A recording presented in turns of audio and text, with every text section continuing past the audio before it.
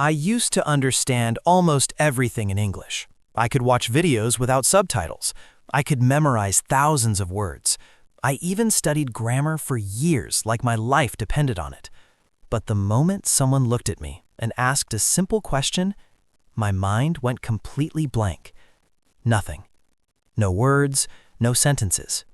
Just silence. And in that moment, I started questioning something terrifying. How can I know English, but still not be able to speak it? Have you ever felt that strange gap, where everything makes sense in your head, but nothing comes out of your mouth? For years, I thought the problem was simple. I need more vocabulary. I need better grammar. I need more confidence. But I was completely wrong, because the real problem wasn't what I was learning. It was how my brain was being trained. And once I discovered that truth, everything I knew about learning English completely changed. For the longest time, I believed I was actually learning English the right way. I watched videos every day, I highlighted vocabulary, I wrote down grammar rules like notes from a lecture I would someday need in real life. And on paper, it looked like progress. But in real life, nothing changed. Because the moment I had to speak, everything collapsed. It was like my brain had two separate systems. One system understood English perfectly, but the other system, the speaking system, was completely frozen. And I couldn't understand why. I would sit in front of a simple question like, "Where are you from?" And instead of answering, my mind would go silent. Not because I didn't know the words, but because I couldn't access them fast enough. That's when I started blaming everything. Maybe I need more vocabulary. Maybe my grammar is weak. Maybe I'm just not confident enough. So I did what most learners do. I studied harder. I memorized more words. I rewatched the same lessons again and again. But deep down, something was wrong, because even with more knowledge, I still couldn't speak. And the worst part? I didn't have anyone to practice with. No English partner, no classroom environment, no native speaker to guide me. Just me, alone, trying to learn a language that is meant to be spoken. So years passed like that, studying, understanding, but never actually speaking. Until one day, I noticed something strange about how my brain reacted to English. It wasn't a lack of knowledge, it was a lack of training. I had been feeding my brain information, but I had never trained it to produce language in real time. And that realization changed everything I thought I knew about English learning, because I finally understood something important. You don't become fluent by collecting English, you become fluent by creating it. That realization didn't come from a teacher, it didn't come from a course, it came from frustration, because I started noticing something even more painful. I could recognize English instantly when I heard it. I could even predict meanings before sentences finished, but I still couldn't build my own sentences when I needed them. And that's when it hit me. I wasn't actually practicing speaking. I was only practicing understanding. There's a huge difference between the two. Understanding English is passive.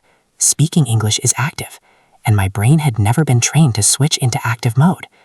I had spent years building a library in my mind, but I never learned how to take books off the shelf when I needed them. So I started experimenting. No teacher, no plan, just trial and error. And slowly I discovered something surprising. You don't need a partner to speak English. You don't need a classroom. You don't even need perfect sentences. What you need is repetition of thinking in English itself. Not translation, not memorization, but construction. Building sentences from scratch inside your mind. At first, it felt unnatural, slow, even uncomfortable, but I forced myself to continue. And that's where the first real breakthrough happened. Because for the first time, I wasn't repeating English, I was generating it.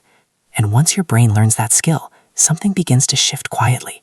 You stop searching for perfect words, you stop translating from your native language, and instead you start thinking in patterns, chunks, small sentence blocks that come automatically.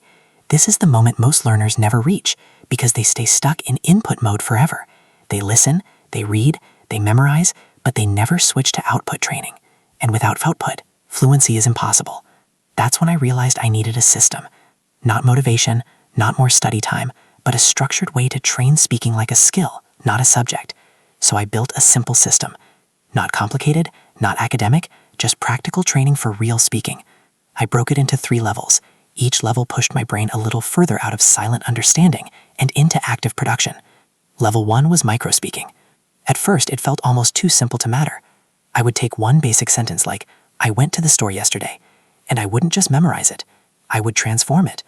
I went to the gym yesterday. I went to the market yesterday. I went to school yesterday. Tiny changes, but something powerful was happening. My brain was learning to move inside English instead of jumping from my language into English.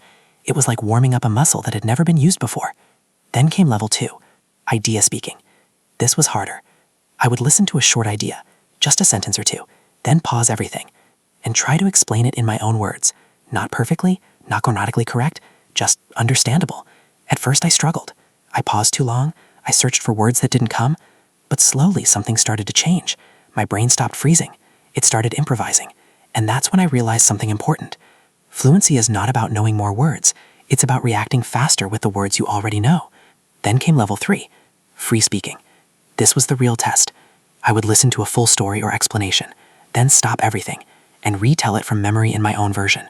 Not word for word, but meaning for meaning. And this is where everything clicked, because now I wasn't just practicing English. I was living inside it for a few minutes every day. And over time, something unbelievable started to happen. My sentences became faster, my pauses became shorter, and my mind stopped translating completely. English was no longer something I studied. It became something I used. And that's when the real transformation began. Not suddenly, not overnight, but quietly, in small moments I almost didn't notice at first. I would start speaking and realize something strange. I wasn't translating anymore. There was no first my language then English process in my head. The sentence would just appear, naturally, like it was already there waiting. And the more I practiced this system, my brain adapted, because something important was happening underneath the surface.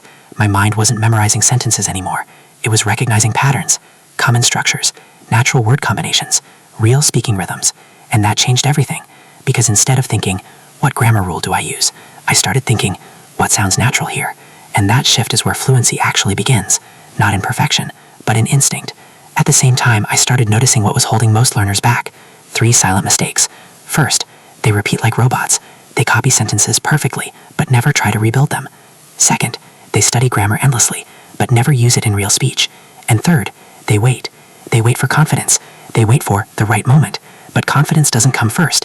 It comes after action, after mistakes, after speaking badly, again and again, until it becomes better.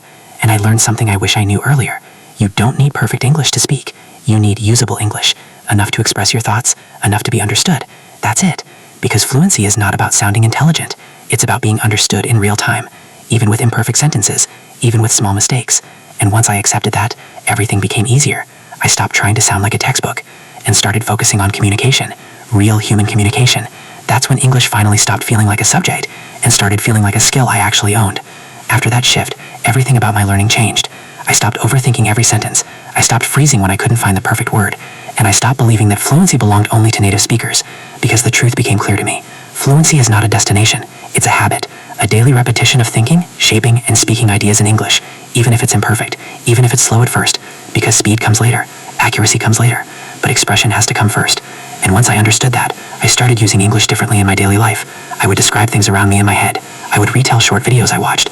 I would rebuild simple conversations out loud when I was alone, not for perfection, but for training. And slowly, something powerful happened. English stopped feeling like something I had to switch into. It became something that was always there.